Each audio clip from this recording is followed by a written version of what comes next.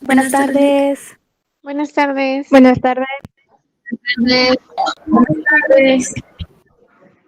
Bienvenidos, buenas tardes, Lee Kevin. Gusto saludarlos. Buenas tardes.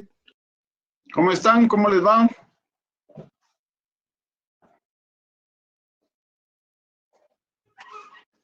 Bien, gracias. ¿Cómo les fue en el examen?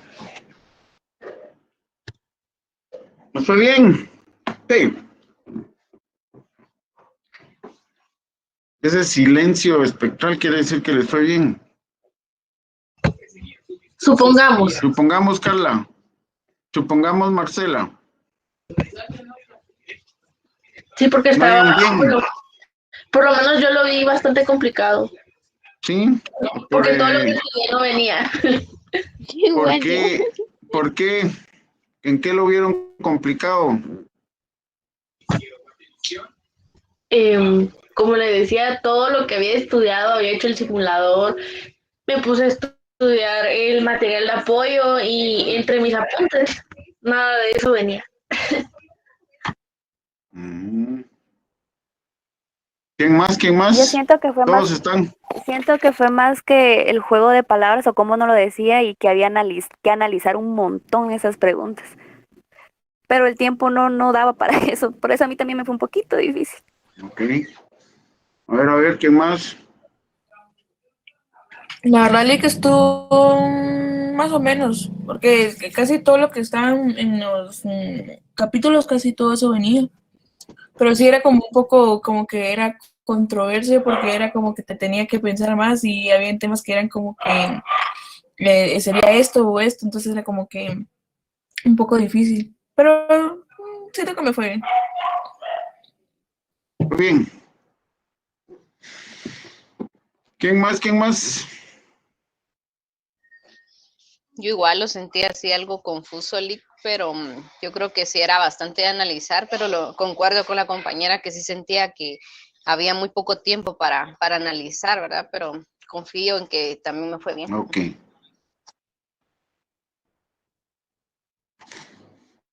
Bueno, les cuento, de por sí el examen de socioeconomía, siempre eso, a la hora del examen parcial, siempre es complejo. Por eso es necesario que tengamos una vastedad de lectura para poder interpretar lo que se nos está planteando. Yo entiendo la situación, voy a ver calificaciones, todavía no hemos visto calificaciones, pero tal vez hoy en la noche, ¿vale, Kevin? Veamos eso, eh, para ir viendo cómo están. Entonces, lo que sí es cierto es que por eso necesitamos hacer lecturas complementarias para tener la idea de por dónde podría generarnos discusión. Entiendo que una cosa fue las comprobaciones de lectura. Suponía que la coordinación había considerado eso, o sea, las comprobaciones de lectura como una base, una fase previa para el entendimiento del examen parcial. Sí, Kevin. Sí, licenciado. Entonces, yo creo que eso nos va a permitir estar mejor preparados para el segundo examen, ¿verdad? Sí, por lo que tengo entendido, venía 10 verdaderos y falsos y 10 de múltiples, opción Ajá. múltiples. Así venía su examen parcial. Ahí es donde los verdaderos falsos es donde hay que analizar un poco más, ¿va ustedes? Porque ahí es donde se enreda uno con una palabrita, ¿cierto? Y muchas veces el verdadero falso quiere memorización del texto. Esa es la otra cosa, ¿va? Ustedes que memorizar el texto para ver la dinámica, pero además el tema de la lógica, ¿va? Ustedes hay una lógica conceptual que es necesario matizar.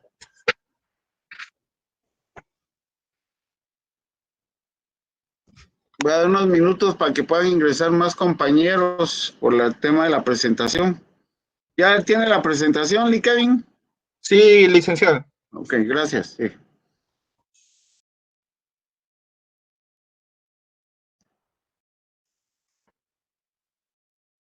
¿Algo más que quieran comentarnos? Licenciado, ¿ustedes por casualidad ya calificaron o cuándo es que dan la calificación?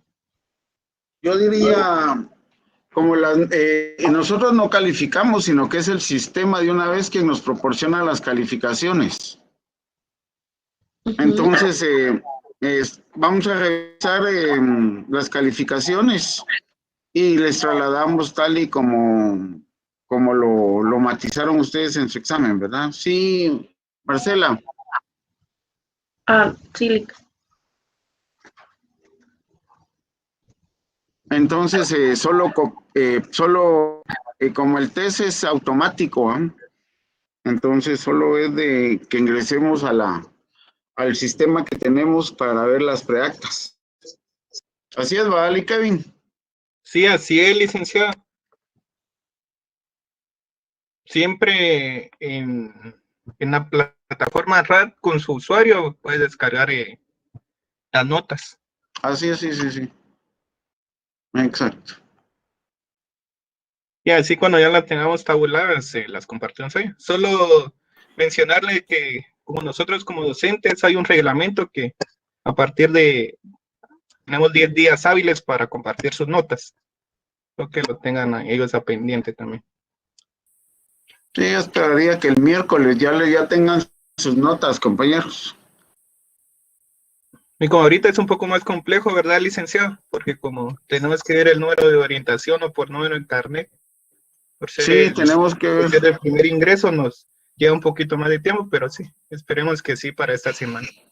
Exacto, ahí creo que vamos, pero eso ya es cuestión administrativa, ¿va? Ustedes, lo que sí quisiese es que, como nos van a aparecer todavía compañeros y compañeras que no tengan su número de carnet todavía, ¿verdad? O ya la mayoría tiene. Yo creo que ya la mayoría tiene, ¿verdad? Sí, ya la mayoría ya cuentan con uno de carnet. Sí.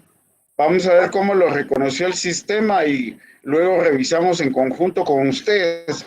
Lo que vamos a hacer es que preliminarmente se lo vamos a mandar al chat que tenemos para que revisemos ahí en el chat y ya luego las oficializamos para no tener problema después con la plataforma, ¿verdad?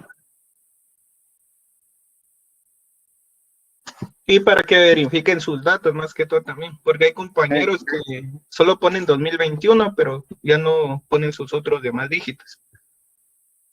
Exacto. A ver si no hay anónimos o algo así. Ya aparecieron algunos en la prueba. ¿Así? Sí, Sí, ahí es donde juega el número de carnet, ¿no? sí, correcto.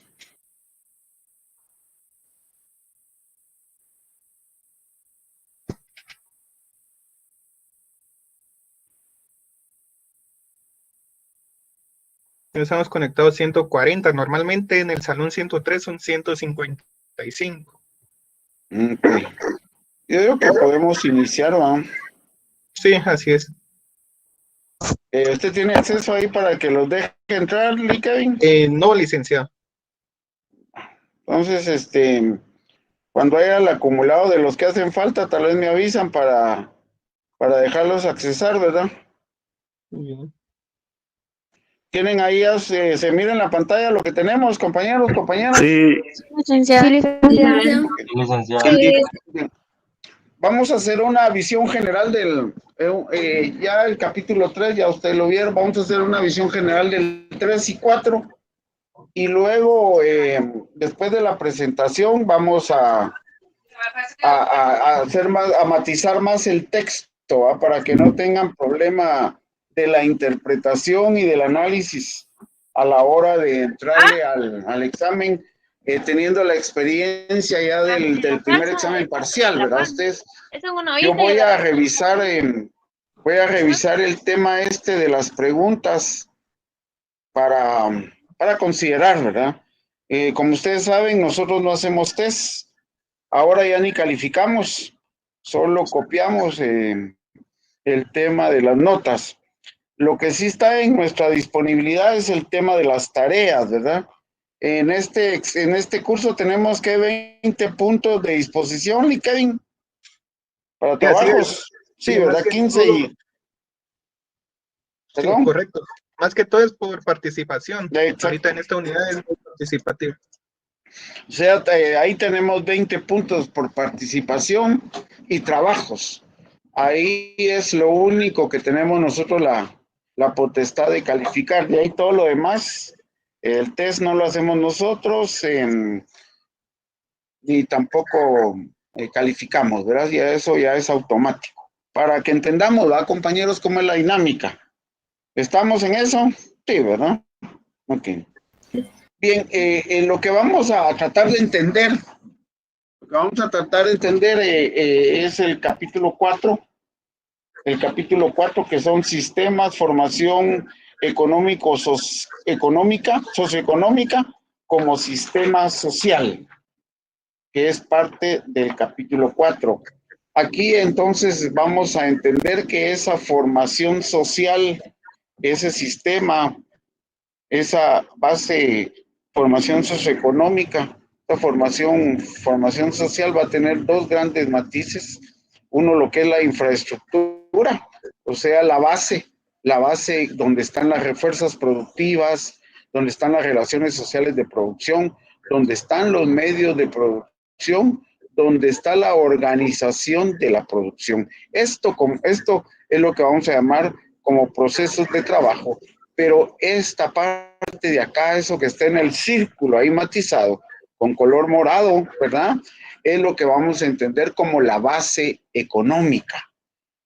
O sea, la formación socioeconómica parte del criterio de la base económica. Y en esa base económica que llamamos infraestructura, vamos a tener un sistema, una dinámica de personas, que esas personas van a producir sus bienes y servicios. Y eso es a la producción de los bienes y servicios que está en los medios y que está en la organización social, es lo que vamos a concebir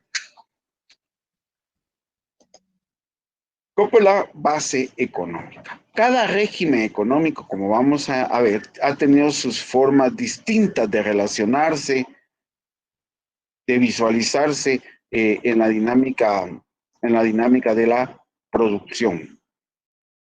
Esta parte de la supraestructura, eso lo vamos a ver muy, muy ligeramente. Nuestro curso se centra en esta parte de la base económica y no tanto en esto. Pero esta supraestructura nos va a servir de elemento de sustentación. Una pregunta, ¿ustedes ya tienen su capítulo? Sí, ¿Tienen su Ya. capítulo 3? Ya, ¿verdad? Ya. El capítulo 4 también. ¿Ya le dieron una lectura a ese capítulo o todavía no? Todavía no. aún no. Todavía No. no. Okay, va. Aún No, Pero sí licenciado. lo tienen a mano. Sí. Sí, Sí. No. Ok. Veamos parte ahí de lo que nos plantea el capítulo 4. A ustedes dice, visto de toda sociedad compuesta por personas. Sí, ¿verdad? La dinámica, la definición de sociedad es el conjunto de personas. Y recuerden ustedes que la definición de clase social, según Lenin, es el grupo, el conjunto de personas que se ubican por su posición en las relaciones sociales de producción, que se ubican por su posición en las relaciones sociales de producción. Aquí hay dos formas de visualizarnos en esas relaciones sociales de producción, ¿verdad? Entonces, una es el tema de si vendemos fuerza de trabajo o si compramos fuerza de trabajo, o lo que vamos a llamar en la dicotomía de clase, si somos clase trabajadora o somos clase dueños de los medios de producción. ¿Somos clase dominada o somos clase dominadora? En el tema del capitalismo, pues ustedes ya hemos entendido que están los trabajadores y que están los productores. Los trabajadores que venden su fuerza y los productores quienes compran esa fuerza de trabajo. A eso entonces es a lo que nos referimos cuando hablamos del tema del entendimiento de las personas como tal. Luego dice, el ser humano, desde que somos entes civilizados, desde que comenzamos a interrelacionarnos en las relaciones sociales, fuimos creando condiciones, fuimos creando relaciones que dieron como sentido el que la sociedad se uniera y buscara las mejores formas para adentrarse dentro del mecanismo de la civilización. Eso nos da un sistema complejo y dinámico. Las formas de las personas nacen, viven, mueren, pero la sociedad en tanto que sistema perdura, ¿verdad? O sea, la sociedad guatemalteca, si lo quisiésemos ver en la sociedad guatemalteca, ¿desde cuándo podemos concebir a la sociedad guatemalteca? ¿Ustedes qué creen? ¿Cuándo nos creamos como sociedad guatemalteca? Cuando Desde que ya somos nacemos. Perdón. Cuando ya somos mayores de edad. Esa es una condición para entrar en las obligaciones, pero como sociedad, perdón. Después de la independencia. Ah, muy bien, sí. A ver, ¿por qué? ¿Quién me habla? Porque de ahí nos independizamos de los colonizadores de España. Muy bien, ¿cuál es su nombre, compañera? Rita Chacón. Rita, disculpa, es que como no puedo ver aquí los nombres. No era yo estoy terminando lo que dijo la otra compañera, pero mi nombre es Rita Chacón. Ok, sí, efectivamente, como sociedad, ustedes como sociedad guatemalteca, es a partir de la independencia, si lo quisiésemos ver así, y que este año se van a conmemorar 200 años, ¿va ustedes? Pero como república, ¿cuándo nacemos como república? ¿Alguien sabe? ¿Cómo es la pregunta, Lick? Perdón. ¿Cuándo se crea la República de Guatemala? El 14 de septiembre. ¿Cuándo nacemos como república? ¿Fue ese 15 de septiembre o cuándo? 14 de septiembre de 1800. Cuando empezamos a ser libres. ¿Cuándo? El 15 de septiembre de 1821. Sí. Aquí tenemos un primer problema, ¿va ustedes? Porque ¿qué pasa después del 15 de septiembre de 1821?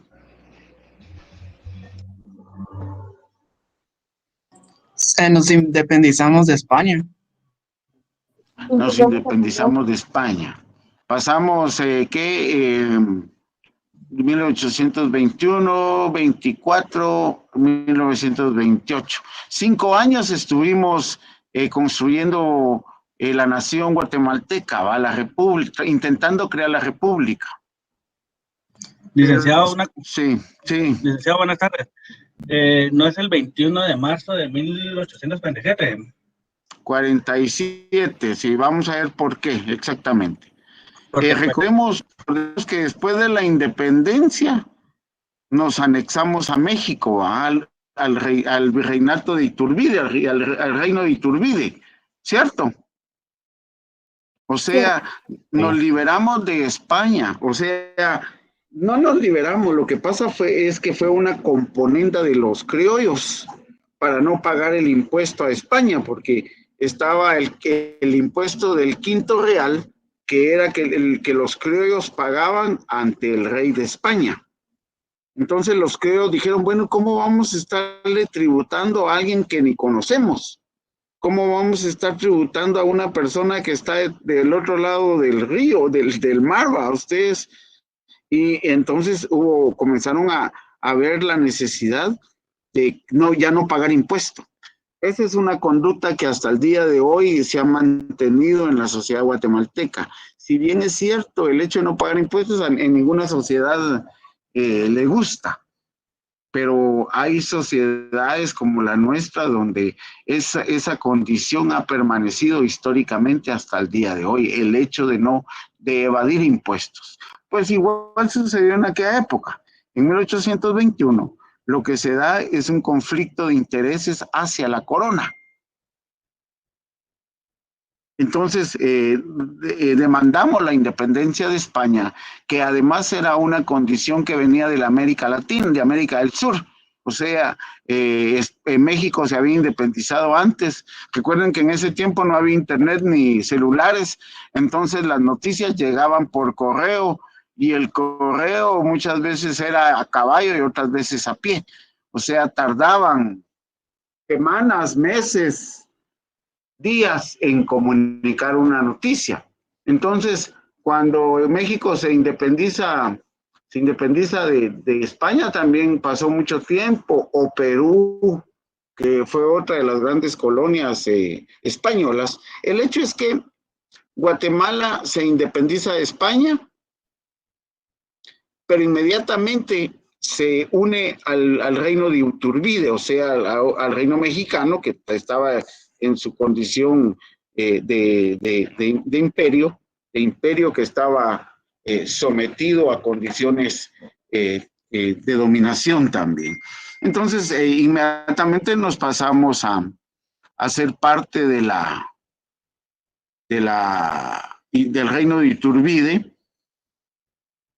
y después a la configuración de la Federación Centroamericana, ¿va? Ustedes, cuyo himno y existe una bandera ahí, ¿verdad?, de la Federación Centroamericana, y tal y como dice el compañero, no es hasta 1847, ¿va? Ustedes, o sea, de 1821 a 1847, ¿cuántos años son? 26. 26 años. Entonces, miren, compañeros y compañeras, 26 años después de haberse decretado la independencia de España, se crea la República de Guatemala. 26 años después, no como otros países que se independizaron inmediatamente de España y lograron instituirse como república, como Estado. Guatemala no fue así, sino que estuvimos todavía buscando relaciones de poder en las élites, ¿va? Ustedes, las élites económicas, las élites criollas de ese momento estaban todavía sujetas a condiciones de presión internacional, o entre sus mismas redes familiares se nutrían del espacio de poder que esas relaciones familiares otorgaban a las familias. Por eso, entonces, aquí tenemos un primer elemento para la configuración de la sociedad guatemalteca, ¿verdad? Ese es un elemento histórico que pesa en la construcción del imaginario del ser guatemalteco, y que más adelante nos vamos a convertir en chapines, ¿verdad? Ustedes, pero en esa confabulación histórica, de las cuales podemos decir que fueron 300 años de colonia, más 26 años que no sabíamos cómo construir la república, llega Rafael Carrera y efectivamente instaura la república. Pero no podemos olvidar que en 1824 hay una Asamblea Nacional Constituyente que elabora precisamente una constitución. Y está el decreto 24 de esa constitución, que establece, por ejemplo, que se deben eliminar los idiomas nativos. Fíjense ustedes, en 1824, uno de los primeros decretos, el decreto 24, lo que hace es abolir el idioma de los pueblos originarios de Guatemala, ¿va? Ustedes, y para eso, dice la normativa, se instruye a los curatos, o sea, la institución encargada para la eliminación de los idiomas originarios fue la iglesia, porque dice, se instruye a los curatos para que implementen el decreto 24, aboliendo los idiomas, ¿verdad? Entonces, ese es un primer elemento histórico de las relaciones racistas que se venían ya manifestando desde la colonia, pero que a la hora de ser de tener una constituyente, uno de los decretos es efectivamente ese, ¿verdad? Y que eso nos marca históricamente las condiciones, las relaciones que se dan entre los criollos y los pueblos originarios en un territorio como el de Guatemala. Eso siguió y incluso en 1824 también hubo los liberales, que eran los que ganan, ¿verdad? Ustedes, o sea, los que toman el poder en ese momento son los liberales.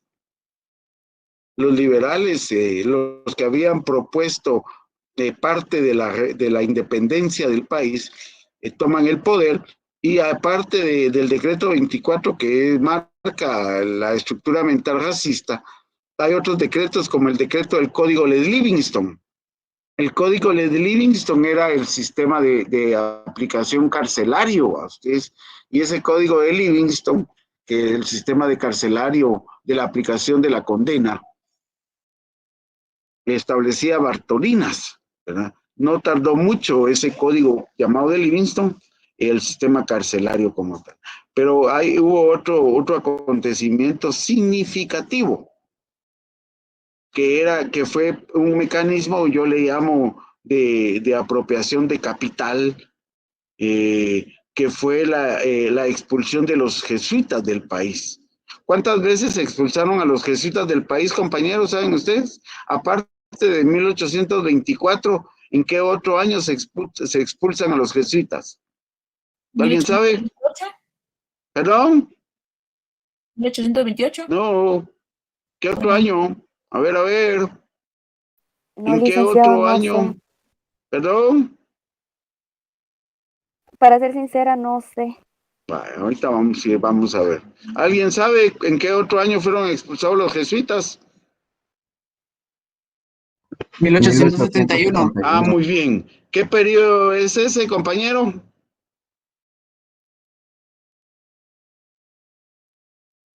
¿Qué pasa en 1871?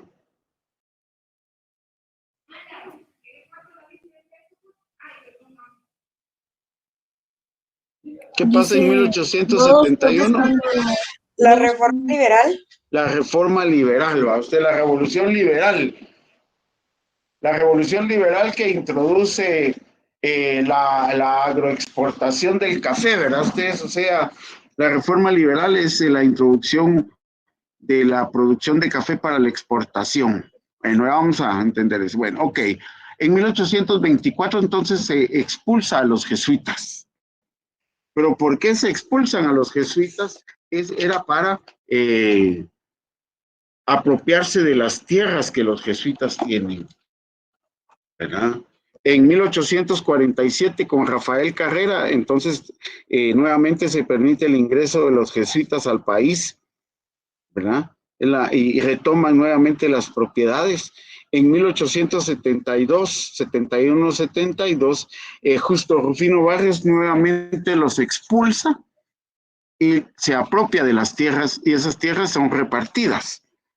Aquí hay un hecho importantísimo que en la historia no se conoce. Los jesuitas tenían grandes propiedades en la antigua Guatemala, en todas partes del territorio, tenían grandes propiedades. Entonces, en 1872, 71, Justo Rufino les expropia y los expulsa del país al conglomerado de los jesuitas. Pero, ¿ustedes conocen la antigua Guatemala? ¿Qué hay en la antigua Guatemala? Muchas iglesias. Muchas iglesias. Todo empedrado. Y muchos turistas extranjeros, ¿no? ¿Ruinas? No. Ahora solo turistas Conventos. guatemaltecos vamos a ver a la antigua. Pero, ¿Ruinas también hay? ¿perdón? ¿Ruinas también hay? Ruinas, sí. ¿Y esas ruinas, de qué son, el producto de qué son las ruinas? De terremoto. El terremoto.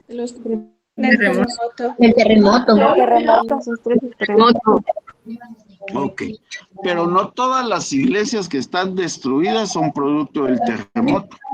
No. Justo Rufino Barrios mandó a quemar los templos jesuitas. O sea, los templos que están en los alrededores de la antigua fueron quemados. Eso casi no lo sabemos, ¿verdad ustedes?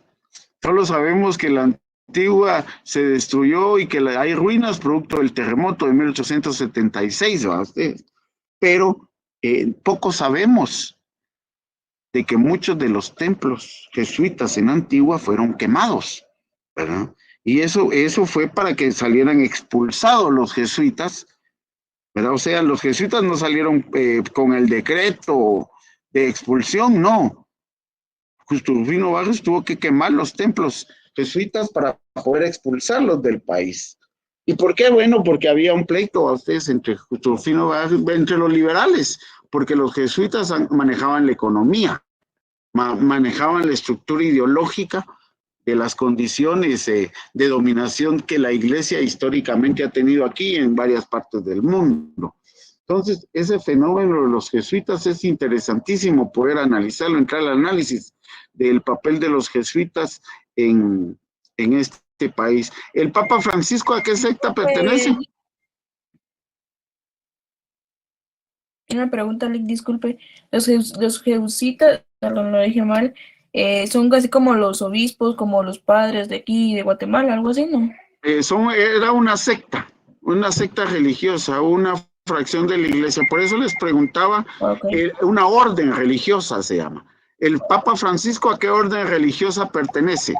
¿A la católica? ¿A qué orden religiosa? O sea, la iglesia católica se compone de órdenes, ¿verdad ustedes? Órdenes son las fracciones de sacerdotes, de cómo se compone socialmente. ¿Cuáles son las fracciones sociales de la iglesia católica? ¿A la orden jesuita, Lick?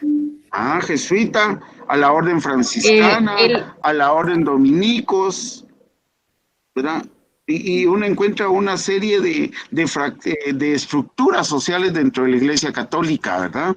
Entonces, el Papa Francisco, si no estoy mal, pertenece a la orden franciscana. Sí, a la ¿verdad? orden franciscana pertenece. Exactamente, a la orden franciscana, que es una corriente adversa a los jesuitas, ¿verdad? El Papa Benedictus, si no estoy mal, pertenecía a la orden jesuita, ¿verdad? Igual que Juan Pablo II, creo yo, si no estoy mal, también creo que pertenecía a esta orden. El hecho es que los jesuitas se han caracterizado en el mundo por acumular riqueza, por ser la parte que maneja las finanzas, ¿verdad? Ustedes, ser usureros también, ¿verdad? Los que manejaban el Banco Ambrosino del Vaticano, que es una de las causas de la muerte de Juan Pablo I. ¿Ustedes recuerdan de Juan Pablo I? Que fue encontrado muerto, y la tendencia es que dicen que fue asesinado por esta fracción del Banco Ambrosino. El Banco Ambrosino es el banco del Vaticano y tenía nexos comerciales sumamente, estaban desfalcando el Vaticano, y cuando se entera Juan Pablo I, inicia una investigación, y esa investigación es por lo que lo asesinan. Entonces ahí asume Juan Pablo II. Es toda una maraña interesantísima. El tema de la iglesia no es tan santificada como nos han hecho creer. No estoy ofendiendo sus creencias de ninguna manera, pero no podemos olvidar que son estructuras de poder a ustedes. O sea, si alguien me explica por qué los curas no se casan, ¿por qué existe el celibato dentro del cristianismo? ¿Cuál es la razón del celibato dentro del mundo cristiano? Bueno, es que en Guatemala, como han existido la secta jesuita, la fracción jesuita, la orden jesuita, en 2 oportunidades han sido expulsados del país. Una en 1824 y la otra en 1871-72 por Justo Rufino Barrios. Pero ¿cuál era el objeto? Tanto de una como de otra. El interés común era que el Estado o el gobernante se apropiara de la riqueza de la iglesia que mantenía a los jesuitas. ¿Y de qué riqueza estamos hablando? Estamos hablando de la tierra. quitarle a los jesuitas y repartirla entre los grupos en la Revolución Liberal. La Revolución Liberal de 1871, ¿en qué creen ustedes que está inspirada? ¿En dónde se inspiró la Revolución Liberal? Así como la independencia se inspiró en las independencias de América Latina, la Revolución Liberal de 1871, ¿en dónde creen que se fincó, que tuvo sus motivadores? En Antigua. No. En el Para contexto... poder expresarse como ellos quisieran, tal vez. ¿Qué es la revolución liberal? ¿Qué es lo que permite la revolución liberal? Compañeras, compañeros, ¿por qué se llama liberal? Porque tal vez fue un evento que logró cambiar un gobierno. Ajá, ¿qué más? Me permitió que la iglesia tuviera mucho menos poder en el Estado de lo que tenía. ¿Qué más? Causó un cambio en la política del país. Ok. La Revolución Liberal de 1871 está inspirada en la Revolución Francesa, en la separación de poderes. Porque ¿qué hace Justo Rufino Barrios? Efectivamente, como alguno de ustedes lo decía, separa a la iglesia del poder, ¿va? Ustedes, ¿cuáles son los principios de la Revolución Liberal guatemalteca? Una educación laica. Hasta ese momento, las sectas religiosas, y esa es una de las causas por qué sacan a los jesuitas, las sectas religiosas mantenían el poder del Estado guatemalteco. Esto porque en 1847, cuando se funda la República, Raca Raca, como se le conoce, porque dice que no sabía leer ni escribir, entonces solo se ponía R.A., Raca Raca, Rafael Carrera, o sea, Rafael la R y la A de Rafael, y Carrera la C.A., entonces Raca Raca dice que se firmaba así. Y este era un tipo conservador. Este tipo conservador se alió precisamente para mantenerse en el poder con la iglesia. Y para mantenerse gobernando con la iglesia, logró nuevamente que al país vinieran los jesuitas. Entonces es un periodo que se le conoce como un periodo conservador, ¿va? Ustedes, de los muchos que tenemos, por eso es que al día de hoy esa sociedad guatemalteca, ese sistema social, esa formación económica que nos da el sistema social guatemalteco, y no olvidemos que estamos hablando de la sociedad, de ese conjunto de personas que componen la sociedad guatemalteca, y por eso yo decía, bueno, ¿cuándo nacemos como sociedad? ¿Va? Ustedes con relaciones, con tradición, con costumbres, con cosas propias que nos identifican ante el mundo, ante las demás sociedades, ante la sociedad salvadoreña, ante la sociedad hondureña, ante la sociedad mexicana. Entonces, como sociedad, efectivamente, si lo queremos marcar en la historia, nacemos a partir de la construcción de la República. Y esa construcción de la República tiene su matiz en 1847, fundamentada por Rafael Carrera, aliado de la iglesia. Entonces transitamos de 1847 a 1870 con un gobierno conservador, que cuando llega la Revolución Liberal, inspirada en la Revolución Francesa, que son casi 100 años después, ¿va? Ustedes, pero los principios ahí están sustentados. Entonces, está la separación entre la iglesia y el Estado. Pero además, introduce el ferrocarril como un mecanismo muy liberal, pero además introduce un nuevo modelo de producción, nuevas relaciones sociales de producción. O sea, crea un modo de producción específico y va a ser el inicio, digámoslo así, de la introducción del capitalismo, pero del capitalismo de exportación. Porque ¿qué es lo que introduce Justo Rufino Barrios, compañeros, compañeras? La educación laica. ¿Perdón? La educación laica. El café, ¿verdad? Usted, la educación laica, sí, ahí está la educación laica, La exportación pero también de introduce banano, la producción. café. Perdón. La exportación de banano, café, caña de azúcar, creo yo. Ok, ahí vamos a eso por etapas, ¿va? Por periodos históricos. Entonces lo que hace Justo Rufino Barrios, como modelo de producción, teniendo las tierras de los jesuitas que reparte entre sus amigos que le habían llegado, que le habían permitido llegar al poder, reparte las tierras quitadas a los jesuitas e introduce, que si bien es cierto, no en ese momento, porque ya venía la producción, introduce el café.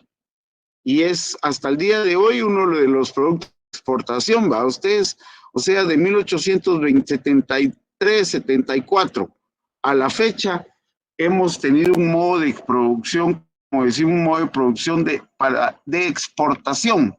¿Y qué exportamos? Exportamos, como ustedes dicen, exportamos café, exportamos banano, exportamos azúcar, Postres, y ¿no? últimamente exportamos aceite de palma africana, ¿verdad? Ustedes. Y en menor cuantía exportamos, ¿cómo se llama el producto que se cosecha en Alta Verapaz? Cardamomo. Cardamomo. Exportamos cardamomo, ¿verdad? Ustedes, o sea, yo tenía mi profesor que se llamaba Héctor Rosada, que ya partió hacia otro mundo, decimos nosotros, ¿va? Ustedes se nos adelantó, Héctor Rosada se nos adelantó. Entonces él decía que nosotros teníamos una economía de postres. ¿Cómo así de postres? Sí, ¿verdad? Una economía que exporta café de gourmet, que exporta el azúcar, que exporta banano, y todo eso es una economía de postres, ¿verdad? Ustedes, somos una economía de exportación primaria, ¿verdad? Porque ni siquiera transformamos esa materia prima con un valor agregado más allá. Los únicos que se atrevieron fueron unos extranjeros. Ustedes saben, y si no les comento, ¿en dónde se creó el café instantáneo? Aquí en Guatemala. Aquí en Guatemala. El café instantáneo es un invento ahí en el kilómetro 7.5, carretera al Atlántico. ¿A ustedes qué hay ahí en el 7.5, carretera al Atlántico? Fábrica de café en casa. En casa, ¿no? O sea, el café instantáneo que se sirve en el mundo fue producido aquí en el país. El invento es guatemalteco, ¿verdad? Eso debería de tener un valor agregado para los guatemaltecos, para la dinámica que hacemos. Sí, ¿verdad? Sí. Otro de los productos creados en Mesoamérica, ¿cuál es otro producto creado en Mesoamérica que es de valor mundial? La incaparina. La incaparina como nutriente, sí, pero estoy hablando de materia prima. ¿El chocolate? Chocolate, no, si yo me voy a Suiza, ¿dónde están los mejores chocolates del mundo? En Suiza. Azúcar. ¿Y Guatemala le vende a Suiza chocolate? Es al revés. No, el chocolate de Suiza viene de Vietnam, viene de Indonesia, no de Guatemala. Pero sí, el cacao es originario. Ahí está Chicacao, ahí está Chetulul, que son municipios de origen eminentemente de raíz con el cacao. No me extrañaría que ahora que que están nominando a Tacalicabac para que sea parte del patrimonio de la UNESCO, una de las sustentaciones sea el cacao. Pero hay otra planta que se comercializó mucho más que el cacao. ¿Cuál creen ustedes que sea? El maíz. No. El cardamomo. No. El arroz. No, el arroz. El tabaco. La caña. La caña. El banano. El añil. El banano. A ver, ubiquémonos que somos caña de un azúcar. país, que somos un país tropical, ¿va ustedes? Palma africana. La palma africana, pero si tienen nombre de palma africana, será de Guatemala. No es palma Guatemala, guatemalenses no. ¿Qué producto es utilizado mundialmente, mucha? La caña de azúcar. El caucho. Ah, por ahí alguien dijo algo. El caucho. El frijol. Lotería. Algodón. El hule. ¿Dónde están las mayores plantaciones de hule? Escuintla. Escuintla, ciudad de las palmeras, dice usted. Bueno, sí, va, es lo que uno mira comercialmente, ¿va ustedes? Sí. ¿De dónde es originario? ¿Cuál es la región originaria del hule? A ver. Suchitepec. ¿Dónde? Suchitepec. Suchi. ¿Dónde es el área de mayor producción de palo de chicle? ¿Por qué ese va el palo de chicle? Es San Marcos. ¿Qué? Petén. ¿Dónde? Petén. Petén. En Escuintla están las plantaciones comerciales, ¿va ustedes? Pero no es originario de ahí, por el clima que sembramos caucho en Escuintla, pero la planta originaria es de Petén. Hace algunos años que fui al mirador, que se caminan 2 días, ¿va ustedes? 2 días de ida y 2 de regreso. Camina uno en toda la selva petenera, ahí a partir de Carmelitas hasta llegar al mirador. Todo el camino es caucho, es palo de chicle, caucho, ¿verdad? Esto está inundado. Hace muchos años toda esa región fue comercializada en chicle, ¿va ustedes? O sea, el chicle, el caucho, el hule que le dimos a la humanidad, deberíamos de estarle cobrando a las grandes empresas, incluso aquí en Guatemala existió la Goodyear, ¿va? Ustedes, no sé si alguno tiene alguna historia de la Goodyear, pero aquí es donde se instaló la Goodyear. ¿Y la Goodyear qué hacía la Goodyear?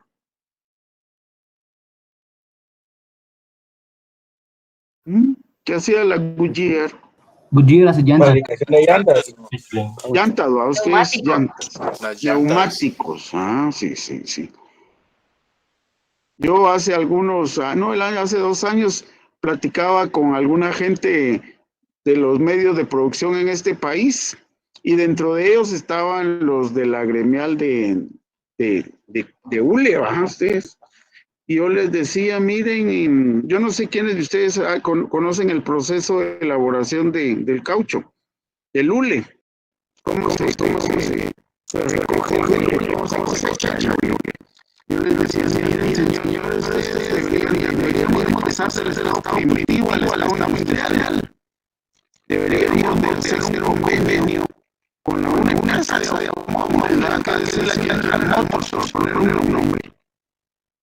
Y deberíamos Guatemala debería de eliminar todas las partes de hule que un vehículo usa, ¿verdad? Los amortiguadores, todo eso que sirve para amortiguar los carros, que son hule de ustedes. Deberíamos tener un convenio con ellos para que nosotros les produzcamos todo el hule que los vehículos necesitan. ¿Y saben qué me contestaron? Que no iban a vender porque estaban satisfechos con exportar la materia prima.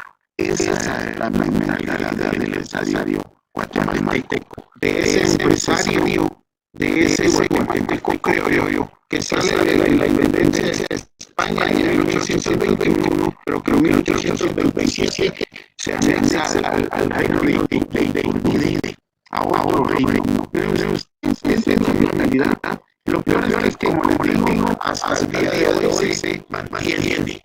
Bueno, ya dimos una revisión de cultura general. Por eso, compañeras y compañeros, por eso es que se nos explican los exámenes, ¿verdad? Porque debemos tener un conocimiento general que nos permita entender la dinámica de las relaciones, que nos permita entender la dinámica de las ciencias, ¿verdad? Y por eso es que apelamos a la lectura, a esa cultura general que deberíamos tener universal, no del país. Ustedes miren todo lo que hemos hablado del tema del país, que tal vez algunos conocíamos, pero muchos desconocíamos, ¿verdad? A ver, doctora, otra pregunta ahí. ¿Cómo fue muerto Justino Márquez?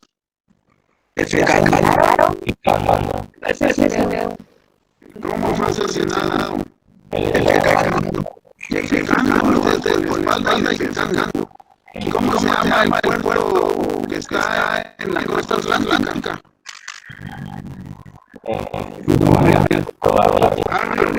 Barrio, o sea, es porque la aperturó aquí el ferrocarril, abajo fue efectivamente esto fin. Nos va a dar tiempo para hay una película, a ver si a lo mejor ya la vio. La película se llama El Imperio Alemán en Guatemala. ¿Alguien ha visto la película del Imperio Alemán en Guatemala? Es una película, es un tipo de documental para ustedes, pero el Imperio Alemán en Guatemala habla efectivamente de cómo llega esa ola invasora alemana al país y cómo esa ola alemana se va al norte, a la paz de ustedes, y cómo los alemanes, en diferencia a los españoles se extendieron a la raza. En cambio, los alemanes se aliaron con los quiches. Hay una mezcla ahí entre alemanes y quiches. Pero en esta película lo que narra efectivamente es cómo los españoles introducen todo el tema del café en las bases. Todos hemos escuchado el ferrocarril de los Altos. Sí. Hasta una canción de los Altos. Han pasado por el túnel entre Susil y Santa María de Jesús. ¿Alguien conoce los túneles de Santa María de Jesús?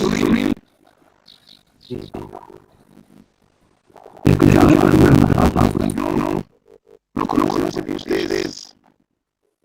Está en la bajada de Shela de la Abreu. Ay, sí.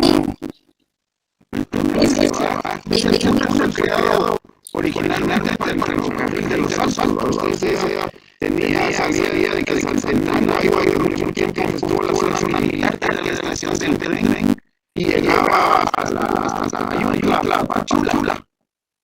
Miren, ese ferrocarril que teníamos ahí, que llegaba a la frontera de México. Y ahí se llamaba la Bestia, después conocido como la Bestia. Pero miren, el ferrocarril es ese. En Altagracia es un ferrocarril.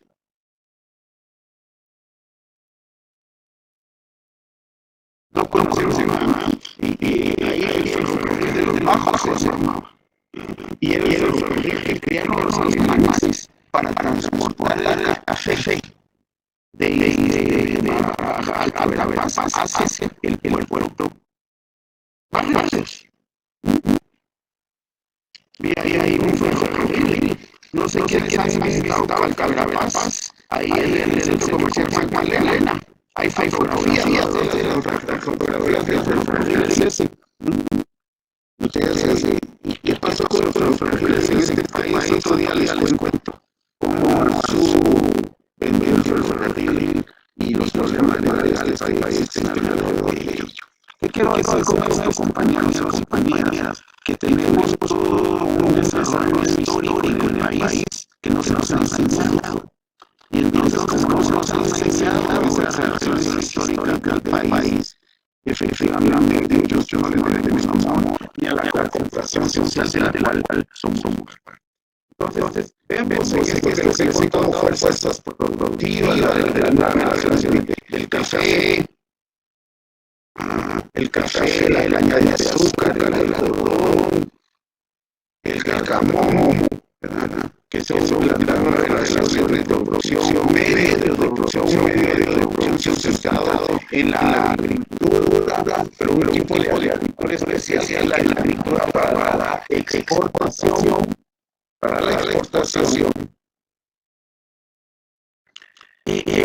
organización de la producción. Entonces, toda la organización para exportar café requirió de elementos, vías de comunicación, fuerza de trabajo, tierras, calidad de producto, mano de obra, y qué mejor mano de obra que parte de lo que no se había asesinado durante la colonia, mano de obra indígena, porque cuando hablamos de fuerzas productivas, de relaciones sociales, estamos hablando de mano de obra indígena, hasta el día de hoy.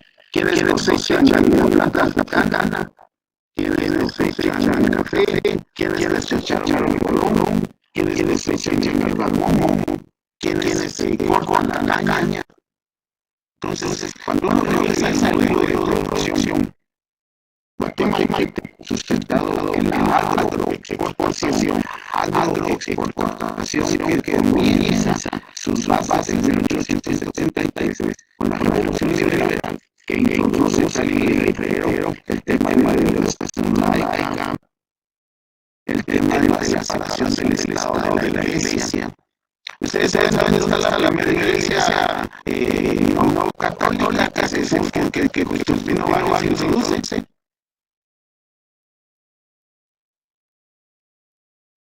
Está ahí alrededor del Palacio Nacional, en la Palacio Nacional.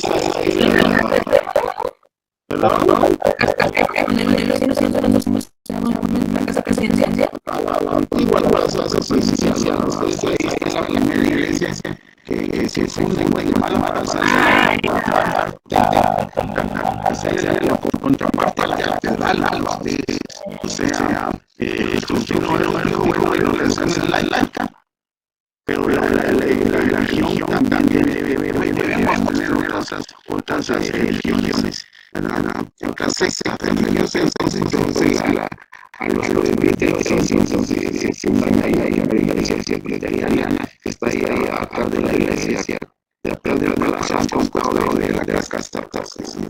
Es de la configuración histórica, la manera de acompañar esta dinámica de la producción. ¿Por qué esta referencia? Es importante porque efectivamente, así como nosotros el modelo guatemalteco tiene esa formación social, y como estamos hablando de categorías, todas esas, las relaciones productivas, las relaciones sociales de producción, los medios de producción, la organización, los procesos, son categorías sociales que están íntimamente ligados con el recurso. ¿Por qué con el recurso? Porque ahí dijimos que el recurso tiene de una dicotomía bien conceptual. Esa dicotomía bien conceptual tiene que ver con la sociedad y que tiene que ver con la economía. No es con la sociedad, con la economía. Las sociedades, esos sistemas sociales, ¿verdad? Ese sistema social está configurado porque el casco guatemalteco, ¿cómo se compone la sociedad guatemalteca, compañeros?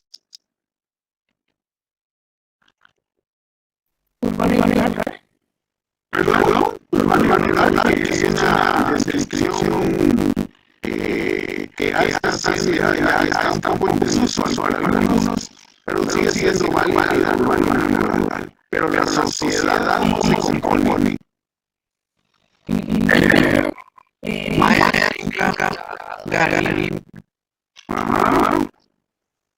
Lo general a ustedes, esa parte de Maya, Garífuna y Mestiza, ¿a partir de cuándo viene eso? ¿Siempre ha sido así? ¿O a partir de cuándo? Los españoles conquistaron América. Ok, la configuración, pero la categorización de la sociedad, o sea, ¿de cuándo viene de que somos mayas, garífunas, incas y mestizos? ¿Dónde tiene su origen eso? colonia, ¿dónde tiene su origen esa categorización? Vamos a hablar de las categorías, dijimos que las categorías se construyen en procesos históricos para ustedes. En la colonia existían los chacas. La categoría de chaca, no. Existían los garífunas como categoría garífuna. No, entonces a partir de cuando concluimos la nueva reconfiguración de la sociedad guatemalteca, que hoy decimos sí, son varias garífunas chacas mestizos. A partir de cuando, compañeros y compañeras, a partir de los acuerdos de paz, a partir del acuerdo de identidad y de derechos de los pueblos indígenas, ustedes, a ver, el recuerdo son 11 acuerdos antiguos. Esos acuerdos antiguos eran aquellos que eran, porque hay un pecado original sobre los acuerdos de paz, pero los acuerdos antiguos eran 11, son 11. Esos acuerdos antiguos se plantean porque iban o no. Son los que definen la nueva relación de poder para el cambio de las estructuras del país. ¿Se dio eso? No. Lo único que se logró medio cumplir de los acuerdos de paz son los 4 acuerdos operativos. Y los acuerdos operativos son los de la desmovilización, la desmovilización, la unificación, el alzamiento. Y el cese de la paz, el desarme, que son los acuerdos operativos, pero muchos de los acuerdos sustantivos poco se logró.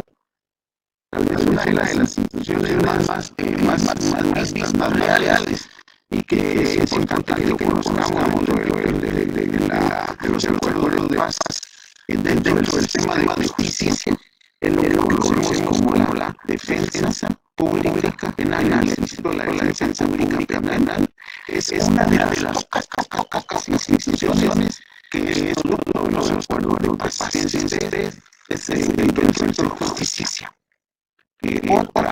Así como nosotros hablamos del ex, cuando hablamos del ex, hablamos de la revolución, de la reforma, de la revolución pequeño burguesa de 1944-54, o hablamos de la autonomía municipal, o hablamos de la autonomía de la Universidad de San Carlos, que es fruto de la revolución, decimos nosotros, así como el ferrocarril, la separación de la iglesia del Estado, es fruto de la revolución liberal de 1871, así también hablamos del IRIX, de la autonomía municipal, de la autonomía de la Universidad de San Carlos, que son fruto de la revolución de 1944, cuando hablamos de los acuerdos de paz, hablamos de las instituciones como la defensa pública penal, en la que yo creo que entre todo lo que más matiza, es lo que más de la relación. Pero además, en la configuración de ese sistema social, ya buscamos entonces a los pueblos originarios, de los cuales 22 son de ascendencia maya, 22 pueblos originarios de ascendencia maya, más los chicas, más los garífunas hacen 24, más los mestizos hacen 25 pueblos que subyacen, que conviven, que hacen vida en Guatemala. Yo tengo mi problema, yo trato de matizar la relación entre indio, entre mestizo y ladino. Esa relación entre mestizo y ladino, entre ellos, según la conceptualización de Peláez Martínez, en cuanto a la categoría como categoría económica, como categoría de explotación de mano de fuerza de trabajo. Entonces, esa es cuando hablamos como compañero. Ese es el primer párrafo, del que hace mención este capítulo. Bueno, la verdad es que esa página y las otras que siguen de la configuración. ¿Alguna pregunta sobre compañeros?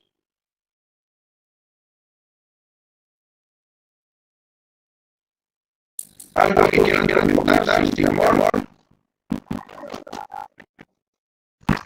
Y que a mí me entró una duda, pero no es 100% de lo que usted estaba hablando. Sí, diga. Como usted sabe, cuando estaban las elecciones aquí, cada uno tenía pues su sirviente. Y hace unos días estaba pensando y dice que los argentinos no son propiamente de la colonización. Entonces estamos pensando que probablemente eran como para distinguir de que cada uno pertenecía a un grupo de esclavos.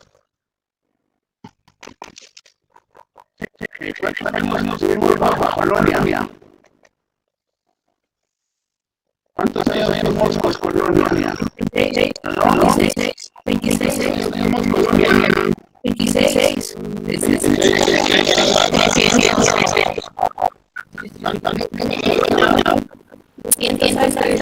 300 años colonia. Ustedes ven que están 300 años en la construcción de la sociedad guatemalteca.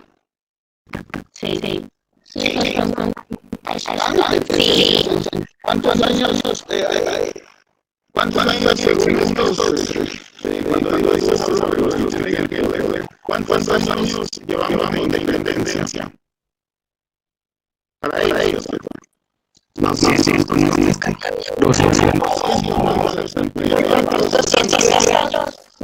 Los dueños del poder dicen, vamos a conmemorar los 200 años de independencia, siempre sea cierto. Y sale, escuchaba yo al presidente Yamatei diciendo anoche que para los 200 años vamos a crear un museo, y el gobierno va a hacer un museo.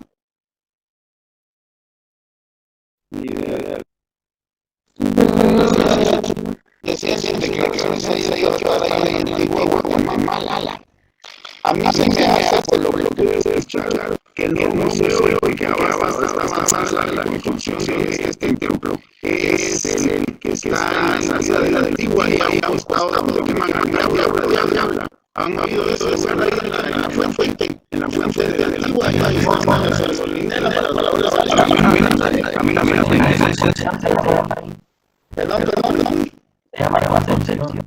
Concepción, ahí en Concepción creo que va a ser el nuevo museo. Entonces el presidente va a hacer un museo para conmemorar los 200 años. Y que va a haber ahí piezas de Tatarigabán y que va a estar ahí la letra original del himno nacional y una serie ahí de símbolos. Estamos hablando de símbolos que plantean el criollismo guatemalteco. La bandera, el himno, son símbolos de la construcción diaria del Estado guatemalteco. Que además, ¿quién hizo que la letra del himno nacional originaria? Rafaela del Uruguay. ¿Y dónde? No me puedo quitar tanto. ¿De dónde era Joaquín Palma? De Cuba, ustedes. Por eso es que alguien dice, nuestros padres lucharon mucho porque hayan luchado al lado de los demás. O sea, el himno guatemalteco efectivamente está inspirado en la independencia cubana. Miren, hasta eso. Hasta esa configuración, ¿verdad? Pero bueno, otro día hablamos del himno yo no me lo sé. Pero bueno, esa configuración de los tiempos. O sea, cuando hablamos de la sociedad guatemalteca y que somos conservadores, yo siempre me pregunto, bueno, estuvimos 300 años de colonia. Recuerden ustedes que en esos 300 años de colonia hay un libro de una negra Martínez que habla sobre los monederillos, ¿verdad? Entonces, con lo que la compañera decía de los trajes, Hay 5 trajes de hombres de los 22 pueblos que en el país de origen de ascendencia maya. En 5 pueblos se usan trajes. Estos únicos 5 pueblos donde se usan trajes. ¿Cuáles conocen? En donde los hombres usan traje. ¿Qué parte de Cheche? A ver. Estamos hablando del municipio, porque el Quiché es todo el Cheche. ¿Dónde usan traje los indígenas? En Momonario. En Momonario hay que tienen la cofradía de Santo Domingo, ¿verdad? ¿Dónde más? Chichicastenango, ¿dónde más? San Juan Zacatepec. San Juan Zacatepec. No. ¿Cuál es la que San Juan Zacatepec? ¿De qué colores? Amarillo. Amarillo, buenísimo. Cuando vemos a las mujeres de San Juan, amarillo, buenísimo ustedes. ¿Y qué colores, qué flores son amarillas?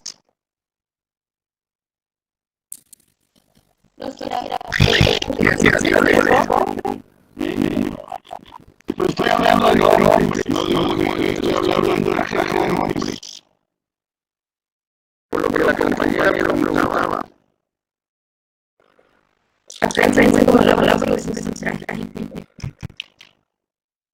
¿Dónde se visten los hombres con su traje? Solo son 5 municipios, de los 140 municipios, solo hay 5 municipios donde los hombres usan traje. San Pedro de Aragua. ¿De San Pedro? ¿Cuál es el pueblo que está a la hora de San Pedro?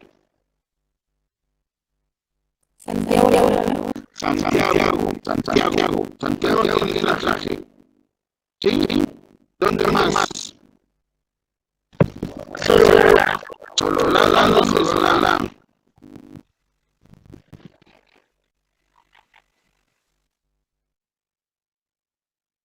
Nahualá.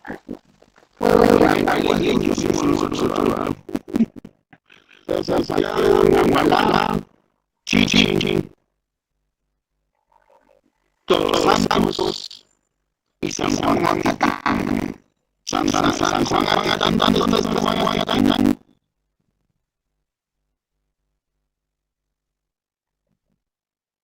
En Santiago, entonces, en Huehuetenango. Todos santos, ¿dónde están todos santos? San Marcos. Entonces, son los únicos 5 pueblos de los 350 municipios, 140 municipios que usan traje. Esos trajes, para la respuesta de la compañera, esos trajes, ¿a qué corresponden?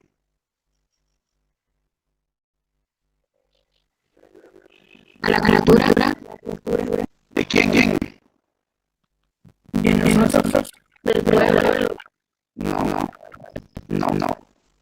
Los trajes tanto de las mujeres, A la cultura indígena. de los hombres, de las mujeres, como de los pueblos, los trajes que vemos, nosotros llamamos trajes típicos. Efectivamente, como dice la compañera, corresponden a España. ¿Quién nos invadió?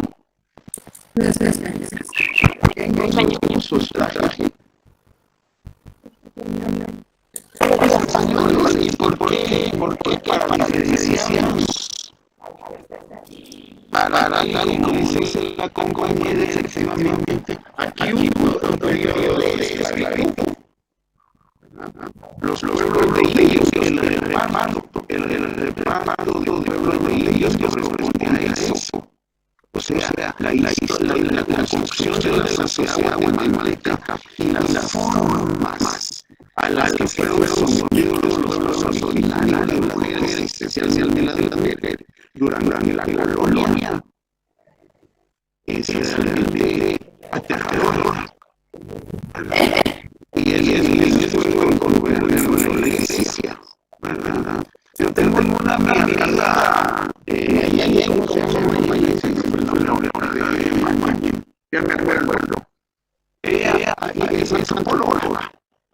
antropóloga, ¿verdad? Y ella tiene estudios por qué los trajes de alta paz de las mujeres y de las quetzaltecas. ¿Cuál es la diferencia entre quetzaltecas de Quetzaltenango, la mujer de Quetzaltenango y la mujer de Quechi? ¿Qué lo diferencia de los otros? ¿Qué es lo que diferencia de los otros? ¿Cómo son los trajes de las quechis, de las quetzaltecas y de los otros? De las quetzaltecas, las faldas así, eso que se dice que grande y precioso. Ajá, y la de las quechis. También, ¿verdad? Pero tiene una característica, que son cortes rizados a ustedes. No son lisos como el corte de digamos, de que vuelve. Ajá. Son distintos. Incluso el de Chichi, traje de Chichi, que son las veces corto, a ustedes no veces llega a la villa, no como nosotros que llegan hasta los pies. Todo eso tiene sentido, todo eso tiene una construcción histórica de dominación. No es así nada más, hay causas que originaron porque los trajes corresponden a esa dinámica. Interesante, ¿no? Bastante.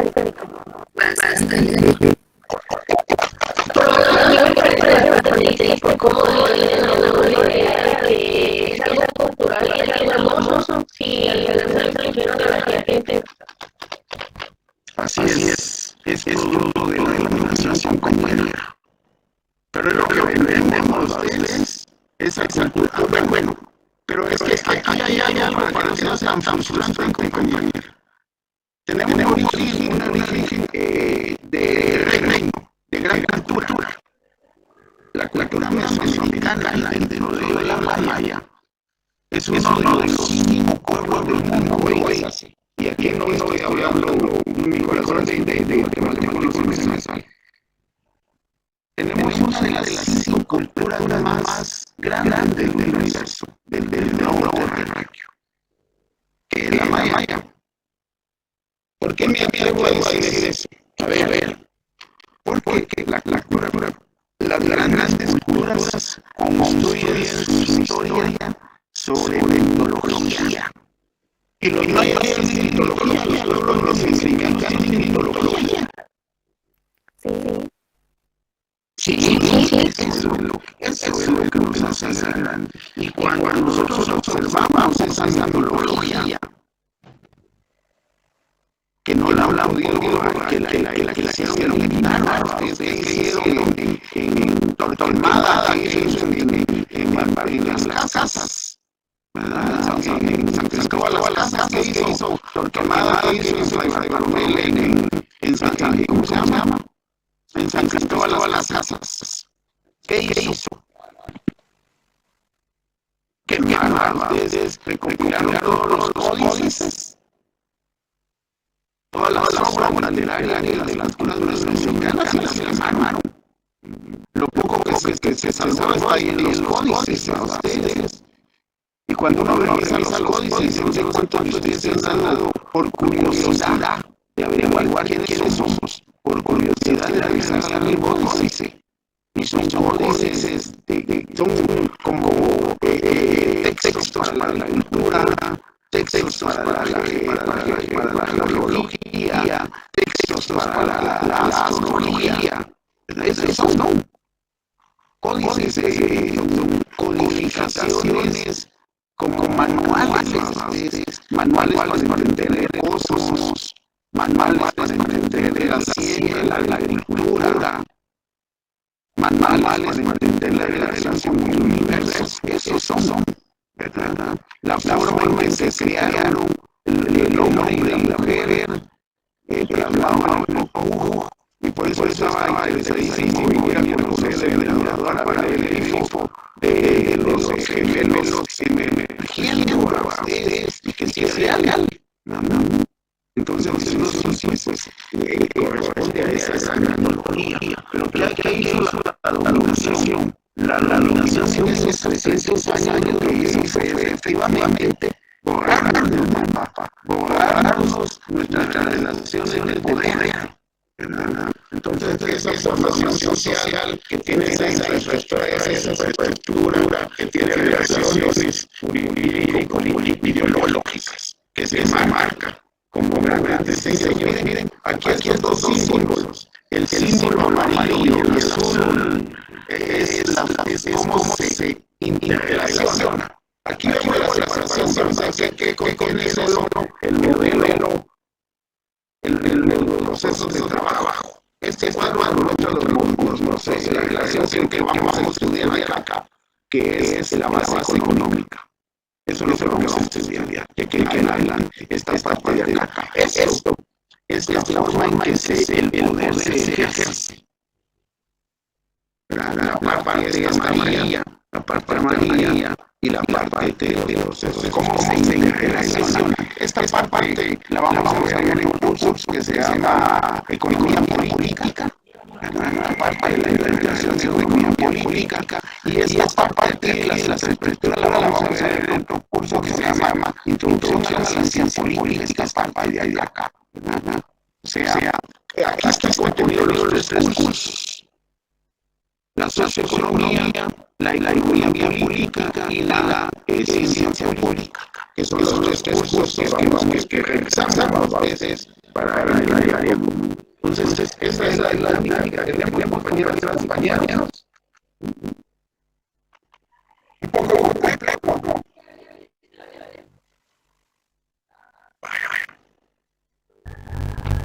Pero eso es. Creo que es importante para mí, que es importante ver efectivamente cómo esta presentación se la vaya a pasar, porque es un complemento. Entonces, esta sí la vamos a subir, Kevin, cuando tendremos ya entendemos la unidad, la vamos a subir con la intención que así se va complemente la lectura, ¿verdad? Sí, pero